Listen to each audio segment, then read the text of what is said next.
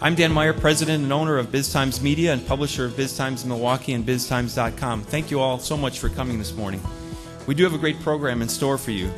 Our keynote presenter is Howard Lanzer, Managing Director of Mergers and Acquisitions from Robert Baird. The key buying influences that we're seeing still limited access to growth for most strategics are forcing the M&A topic to be front and center in the boardroom.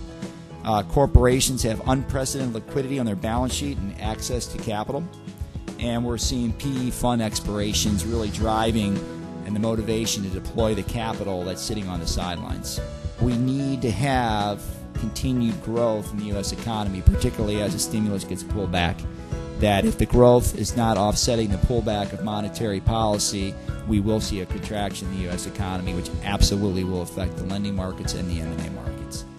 Following Howard is a panel discussion comprised of professional advisors and leaders who are in companies and experienced in acquiring, merging, and selling other companies. While we're seeing a seller's market, we do see that there's a lot of discipline out there yet among buyers. So this is in the form of longer, deeper due diligence procedures, and we're also seeing them, while they're sometimes able to push on value, they're still cognizant of an appropriate IRR range. It really comes down to the foundation of the business, what kind of management team is in place, a lot of other factors that dictate that value. The multiple is a place to start, but certainly isn't the end all. Technology follows whatever industry is hot at that time. So technology around natural resources, is that a technology deal or is that a natural resources deal? Technology around healthcare. So the technology is kind of an overlap and an umbrella across industries, and I think that's the reason that you see so much in the technology industry, because it crosses the different sectors. We're also seeing right now a fair amount in the construction industry, and I think that's because there were a lot of companies flat on their back through the recession when construction went to a halt. They've now come back, so there's a fair number of those companies coming to market. You can't get caught up in the bits and bytes. I mean, it's an issue of can you commercialize it?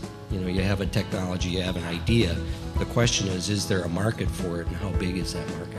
Culture has been key to our success. We've poured a lot of money into making our employees happy and retaining them. So culture's been a huge part of. The first thing that I try to do is put myself in front of the organization with the CEO, and that's where I probably spend the majority of my time, on the plant floor with the customer visits, but not getting in his or her way. It's really to provide the confidence that changes occurred at the company, but I think the only way you can successfully integrate change or organizational behavior with confidence is through trust. We have 4 different breakout sessions.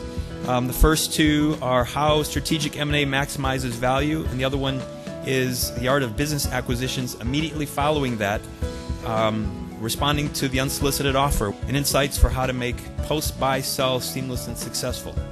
So thanks again to our M&A Forum partners, Bank Mutual, Schenck M&A Solutions, Whitehurst, Beck Dudek, and Tech. And again, thank you all for coming. Have a great day and enjoy the breakout sessions.